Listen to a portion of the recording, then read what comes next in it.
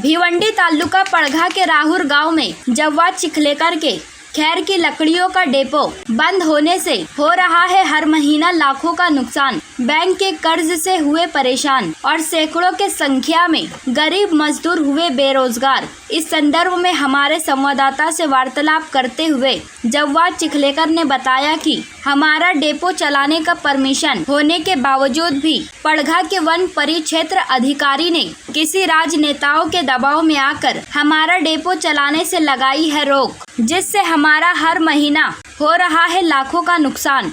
अगर पड़घा के वन परिक्षेत्र अधिकारी ने जल्द से जल्द खैर की लकड़ियों का डेपो चलाने का परमिशन नहीं दिए तो हम इसके विरुद्ध धरने पर बैठकर तीव्र आंदोलन करेंगे। 1999 से 1999 मेरे को खैर सोलियो का परमिशन दिया गया है। मेरे पास उसकी आर्डर की कॉपी भी है। ये पिछले बार भी ऐसा ही मेरे को परमिशन दिया गया।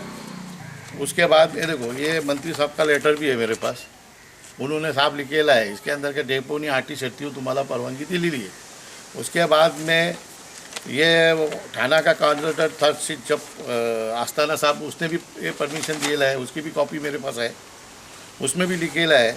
लेकिन क्या हुआ है जानबूझ के इधर क्या होता है मालूम है क्या, इधर पहले हमने परमिशन लिया था 2006 में, तो हम मंत्रालय तक गए, वहाँ पर दौरे, पूरे ज़िले के आमदार लोगों ने सिफारिश किया पूरे डिस्ट्रिक्ट के, क्या इधर छिलने का परमिशन क्यों नहीं दे रहे, किसान लोगों को माल का भाव ज़्यादा मिलता है।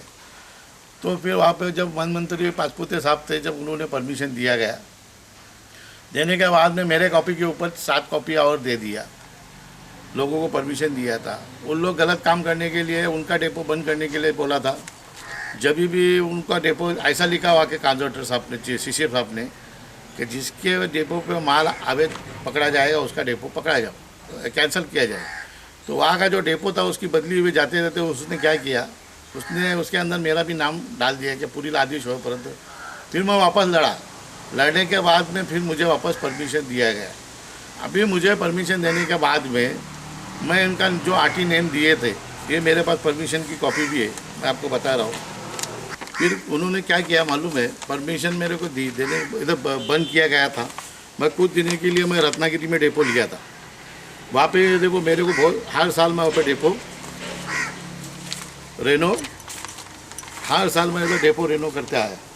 ये उसके कागज़ है सब। ये डिपार्टमेंट को मैंने पढ़ कर बताया है और थाना शिक्षक को भी बताया, क्योंकि मेरे को आने जाने की वहाँ से 500 किलोमीटर की तकलीफ़ होने की, यहाँ से 500 किलोमीटर लेबर लेके जाने का, वहाँ पे तकलीफ़ होने की, लेबर लाना जाना, वहाँ पे रुकना 15 दिन 20 दिन। उसके बाद में हमारे ये सरकार आने के बाद मैंने माननीय मंत्री साहब का लेटर लगाया, तो मंत्री साहब के लेटर के ऊपर इन्होंने पत्र भेजा वहाँ से मंत्रालय से। ये मंत्री साहब का लेटर है। उन्होंने बोला, वन मंत्री ने रिमार्क मार के भेजा कि इसके ऊपर कार्रवाई करो। वहाँ से लेटर आने के बाद में मेरे को फिर इन लोगों ने, वहाँ से आने के बाद में मेरे को उन लोगों ने आर्डर दिया छिलने का परमिशन का। मेरे को छिला भी, 2 साल तक मेरा काम चालू हुआ। ये देखो, ये रेंजर के पास हम एप्लीकेशन करते थे, आपको कागज़ बता रहे, ये पूरा गट्टा है। रेंजर के एप्लीकेशन माल आया है, माल का देखा जाए, और माल को देखने के बाद में उसकी खातिर करते थे उन लोग, उसका पंचनामा करने के बाद में छिलने का परमिशन देने के भी, छिलने के फिर पास देते हैं। 2 साल तक मेरा पास देते रहे, 2 साल तक पास देते रहे। अचानक उन्होंने मुझे ये मार्गदर्शन लेटर निकाला का पुढील आदेश होईपर तुमची डेपो चालू राहील, माल वाहतूक चालेल, पण पुढे आम्ही मार्गदर्शन मागवलेलं आहे। तर मार्गदर्शन येता त्याही तिथपर्यंत तुम्ही मजाऊ सोलियो करू नये। ये किस वजह से निकाला है मुझे कुछ समझ में नहीं आ रहा है। कौन से कानून में है ऐसा देना, ये जानबूझ के ऐसा पत्र निकाला गया। मैं 2 साल से कोई ना मेरे डेपो पे गलत काम हुआ है, ना कोई चोरी का माल पकड़ा गया है। मैं हमेशा फॉरेस्ट डिपार्टमेंट को मदद करते आया हूँ। उसके बाद उन्होंने लेटर भेजा किधर, नागपुर, ये नागपुर भेजा।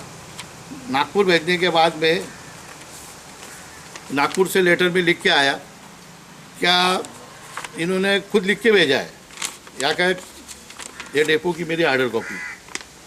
उसके बाद में ये नागपुर लेटर भेजा, ये मार्गदर्शन 1 मई के ऊपर भेजा, ये नागपुर में भेजा और उसके अंदर लिखा है एक लेटर के अंदर, क्या इथला स्थानिक अधिकारी खैर सोलिव परवानगी देता येईल अशा नियमावलीमध्ये आहे, असा स्पष्ट देता येईल असं या का माननीय मुख्यमंत्री संरक्षक साहब उन्होंने ऐसे सिफारिश लेटर नागपुर भेजा। नागपुर भेजने के बाद में नागपुर से भी वहाँ से एक पत्र भेजा गया, ये नागपुर से लेटर आया। नागपुर से लेटर आने के बाद में उन्होंने बोला कि तुमको पावर है, तुम ये नियमावली से काम करो और इस पर तुमको परवानगी देने का पूरा अधिकार है, ऐसा नागपुर के हेड ऑफिस से लेटर हमने लेके आए। लेके आने के बाद में वापस एक सीशेफ साहब ने ये लेटर निकाला, देने के बाद में उन्होंने बोला कि ऐसा नियमावली परवानी तुम्हें काम करा। तो डीएफओ ने भी सेम ऐसा लेटर निकाल के रेंजर को दिया। रेंजर को देने के बजाय डीएफओ ने उसको गाइडलाइन बना के देना चाहता था, डीएफओ ने रेंजर को गाइडलाइन बना के देना चाहता था ऐसा परमिशन। फिर रेंजर के पास लेटर भेजा, रेंजर बोलता मेरे को इसमें कुछ स्पष्ट दिखता नहीं। तो वापस वहाँ का ईशेफ जो नाइक साहब करके, उसने मुझे बोला वो रेंजर को बोलो कि 2 ओली का शब्द में लिख के लाओ, लिख के लाने के बाद मैं ऐसे दुरुस्ती करके देता हूँ। उसने हमारे साथ गेम खेला और बेवकूफ़ बनाने का काम किया। हम बोलते सीशेफ साहब के पास भेजेंगे नहीं, ये लेटर हम यहाँ से ही दुरुस्ती करके तुमको ऑर्डर बना के देते। तो गाइडलाइन बना के देने के बजाय उन्होंने वापस सीशेफ साहब के पास भेजा, उन्होंने जानबूझ के सीशेफ साहब के पास लेटर भेजा गया। ये लोगों ने ऐसा 6 महीने से मेरा नुकसान किया है। तो वापस मार्गदर्शन आया, वापस इनके ये लेटर निकाल रहे, मेरे को तो परमिशन दिए है, मैं इनको बीच में एप्लीकेशन भी दिया है कि मेरे को माल छिलने का ये, मैंने उनको बोला है कि तुमने अगर नहीं दिया 52-53 के इसके 30 दिन के अंदर तुमने मेरे को परमिशन नहीं दिया, मेरा परमिशन लागू रहेगा। कौन आता है अधिकारी में देख लेगा कानून से, तुम्हारे कानून के अंदर रूल है। इन्होंने मेरे को जवाब भी नहीं दिया। हालांकि लेबर ने मिलने की वजह से लेबर सब अभी मजबूरन वो चिपलुक चले गए। इन लोग ने जानबूझ के मैं स्थानिक होके या के किसान लोगों को माल का भाव ज़्यादा मिलने का, नीलामी के माल को उनको भाव में ज़्यादा लेके देने का, इससे लेबर हमारे 100 लेबर इधर काम करते थे, आदिवासी गरीब लोग, उनका रोज़गार भी बंद हो गया है। ये हम माल खरीद के लाते, इनके डिपार्टमेंट का माल, मालकी का माल, उसका हम खाली छाल निकालते, छाल निकालने का परवानगी भी लेते थे और बेचते थे। जो टुकड़े गिन के आते थे पास के अंदर उनको परमिट आने का, इतने 260 टुकड़े आए तो 260 ही आने के, वो छिल के 260 ही टुकड़े जाने के गिन के। इसमें तो कोई संभावना ही नहीं हो सकती। भी जानबूझ के मेरे को ये तकलीफ़ दे के, इन्होंने जानबूझ के मुझे तकलीफ़ देने का काम नीचे के अधिकारी कर रहे। हमें माननीय मुख्यमंत्री संरक्षक साहब ने मदद फुल किया, वो आज भी हमारे मदद में, लेकिन ऊपर के अधिकारी लोग उनको गाइडलाइन सही से नहीं दे रहे। उनको उनके दिल में अलग डाल के, कुछ भी भावना डाल के हमको तकलीफ देने का नीचे के अधिकारी लोगों ने काम करने का काम किया है। कितना दिन से डेपो बंद है, रुकावट कहाँ से हो रही? ये हमारा कम से कम अभी 6 महीने हो गए, 6 महीने से डेपो बंद है। मेरा इसमें कम से कम 25 लाख रुपए का नुकसान हो गया है। माल पूरा सूख गया है, मेरा पूरा माल का नुकसान हो गया है। वो अभी बेचने जाएगा, वो मेरा 50 लाख का माल था, अभी 25 लाख भी नहीं आएगी उसके। और उसके बाद में मैंने इसके भरोसे में, डेपो के भरोसे में, मैंने अलग अलग जगह पे नीलामी का कम से कम मेरा 25 लाख रुपए फंस गया है। मैं अभी वो माल पूरा काला हो गया है, वो मैं कैसा छिल सकता हूँ। मैंने बैंक का लोन लिया है, बैंक का कर्जा हो गया है, बैंक वाले नोटिस दे रहे, अगर नहीं करेंगे तो तुम्हारा हम जगह ये करेंगे। तो हमको बार बार टॉर्चर किया जा रहा है बैंक से। मेरा यही रिक्वेस्ट है कि मेरा जल्द से जल्द ये परमिशन चालू करने की कोशिश करो, नहीं किया तो मैं रास्ते पे उतरूँगा, धरने आंदोलन करूँगा। और मैं आपके खिलाफ मंत्रालय में लास्ट में टाइम गया तो मैं आपके खिलाफ, उन लोगों के खिलाफ मजबूरन मुझे मंत्रालय जाना पड़ेगा, अपील करूँगा कोर्ट न्याय। परमिशन ऑलरेडी आपके पास है, रुकावट कहाँ से हो रही है? रुकावट ये मुझे जानबूझ के पत्र निकाला गया है कि मार्गदर्शन क्यों, किसने निकाला है? ये माननीय अपने रेंजर का मुझे पत्र आया, वहाँ से आया, डेपो का आया था, उपवन संरक्षक का, उसने रेंजर को भेजा, रेंजर ने मुझे दिया, खाली लिखा है का मार्गदर्शन। ये मार्गदर्शन कौन से कानून में है, कौन से नियमावली में है? मैंने माहिती अधिकार भी भेजा है ना, आपने इतने साल मुझे पास दिए, वो कौन से नियमावली से दिए? वो आरएफओ पास देता था, उसके बाद में बंद किया, उसके ऐसे पास देने लगा। इसे साहब ने जो पास मुझे दिए खैर सोलियों के, फिर वो 2 साल तक पास कैसे दिए? तुम्हारे अधिकारी आके यहाँ पे आने के बावजूद वेरिफिकेशन करते थे, हर महीने को मेरा रिपोर्ट भी जाता था। उनको सब मालूम था कि इधर छिलने का परमिशन चालू है, 2 साल से मालूम है। मुझे बताया इधर सीसी कैमरे लगाओ, पूरे डेपो के अंदर सीसी कैमरे लगाए हुए, पूरा ये फॉरेस्ट डिपार्टमेंट को मालूम है। उनके अधिकारी इधर आने के जाने के भी 2 साल पहले मेरा बंद क्यों नहीं किया मार्गदर्शन, आज ही क्यों 2 साल के बाद उनको जाग आई कि मार्गदर्शन पत्र निकालो और बंद करें। ये कुछ भी जानबूझकर इसमें राजनीति हो रही है।